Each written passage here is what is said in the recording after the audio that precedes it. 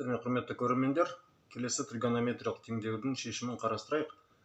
Синус x-тің 8 дәрежесі азайтылған косинус x-тің 5 дәрежесі тең 1. Так, сонымен бізде синустың 8 дәрежесі азайтылған косинус x-тің 5 дәрежесі. Бізде ол бірге тең болып тұр. Ол бірге тең болып тұрғандықтан осы жерде тригонометриялық негізгі тепе-теңдікті қарастырайық. Қолданайық, яғни негізгі тригонометриялық тепе-теңдік бойынша синус квадрат x қосылған косинус квадрат x бізде бірге тең болады. Яғни бірдің орнына алмастырып, осы қосындыны жазайық. Синус квадрат x қосылған косинус квадрат x тең 1 деп. Так, ары қарай бізге не істеу керек? Не істесек болады? Теңдіктің сол жағында тұрған осы өрнекті, осы қосылғыштарды оң жаққа қарай өткізейік. Бірден топтастырайық, яғни синустан синусты, косинусқа косинусты. Яғни синус квадрат x-тан синустың 8 дәрежесін азайтамыз, оны бір жақшаға алып жазып қояйық. Және екінші жақшаға косинус квадрат x қосылған косинус x-тің 5 дәрежесі. Так, бұл бізде 0-ге тең болады.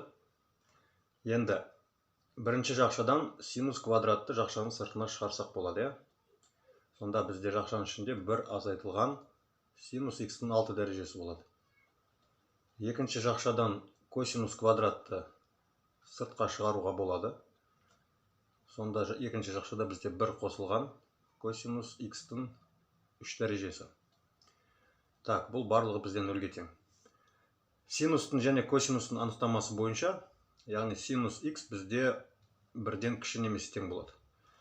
Демек, синус x-тің 6 дәрежесі, ол 1-дің 6 дәрежесі, яғни бірден кіші болады. Демек, олардың айырмасы теріс сан болмайды. Бір азайту синус x, ол 0-ден үлкен немесе тең болады.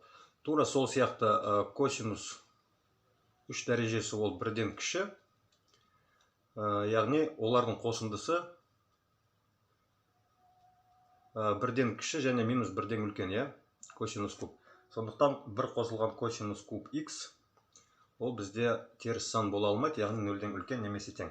Так, одан қандай қорытынды шығады? Бізде квадрат, синус квадрат 0-ден үлкен, бір азайту синус x-тің 6 дәрежесі, ол да 0-ден үлкен немесе тең. Яғни олар әрқайсысы оң сандар, яғни теріс сандар емес. Тура сол сияқты косинус квадрат x 0-ден үлкен немесе тең, және бір қосылған косинус куб x, ол да 0-ден үлкен немесе тең. Ал олардың қосындылары 0-ге тең болғандықтан бізде келесідей жүйе пайда болады. Яғни олардың әрқайсысы 0-ге тең деген сөз. Яғни синус квадрат x бір азайтылған синус x-тің 6 дәрежесі, ол 0-ден үлкен немесе тең болу қажет.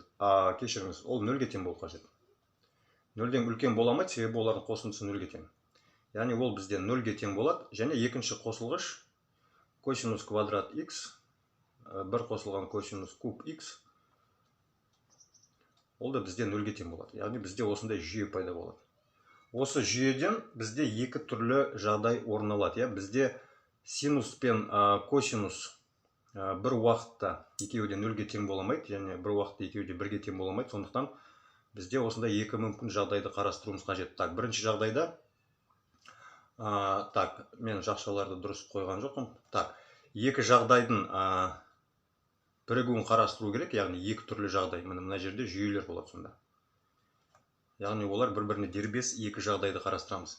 Бірінші жағдайда, егер синус 0-ге тең болса, яғни синус квадрат 0-ге тең болса, онда косинус 0-ге тең боламайды. Онда екінші теңдеуден косинус 0-ге тең бола алмаса, онда екінші жақша, яғни бір қосылған косинус куб 0-ге тең болу керек. Немесе, егер бізде екінші жақша мынау бір азайту синустың 6x дәрежесі 0-ге тең болса, яғни синус x-тің 6 дәрежесі, яғни 1-ге тең болса, олай болса косинус ол кезде 0-ге тең бола алады. Осында екі түрлі жағдай бар. Так, бұдан шығатын қандай қорытынды? Бұдан шығатын қорытынды, так, мына жерге жазып қояйық. Бізде екі түрлі жағдай шығады бұл жерден. Яғни синус 0-ге тең болса, косинус x, мына жерден косинус x бізде минус 1-ге тең болады. Косинус куб x минус 1 куб ол 3-ші дәреже тақ сан болғандықтан, яғни косинустың өзі минус 1-ге тең. Яғни осындай жағдай бар, косинус x минус 1-ге тең. Косинус x минус 1-ге тең болғанда синус ол 0-ге тең болады, ол түсінікті, иә? Немесе косинус x 0-ге тең, яғни косинус квадрат 0-ге тең болса, яғни косинустың өзі де 0-ге тең деген сөз. Яғни осындай екі жағдай қарастырамыз. Так, бірінші жағдайдың шешімін жазатын болсақ, бұл минус 1 дегеніміз, косинус x минус 1 ол минус 270 градус деген, жоқ, 180 градус деген сөз. 180 градус дегеніміз ол пи, және оған периодты қосамыз 2πn. Немесе пиді жақшаның сыртына шығарып жіберсек, 2n қосу 1 көбейтілген пи болады. Так, n дегеніміз бұл жерде бүтін сан, бізде. Екінші жағдайда косинус x 0-ге қашан тең болады? Ол 90 градуста және 180 градуста. Яғни егер 90 градусты пи бөлінген 2 деп алсақ, немесе 270 градус. Және оған 180 градусты қоссақ, бізде 270 градус шығады, pn. Немесе бұл жерде де 2n плюс 1 көбейтілген пи бөлінген 2. Егер пи бөлінген 2 90 градус жақшаның сыртына шығарып жіберсек, яғни 90 градус 1, 3, 5, 7 деген мәндерде, яғни тақ болған мәндерде, ол 90 және 270 градус мәндерді қабылдайды.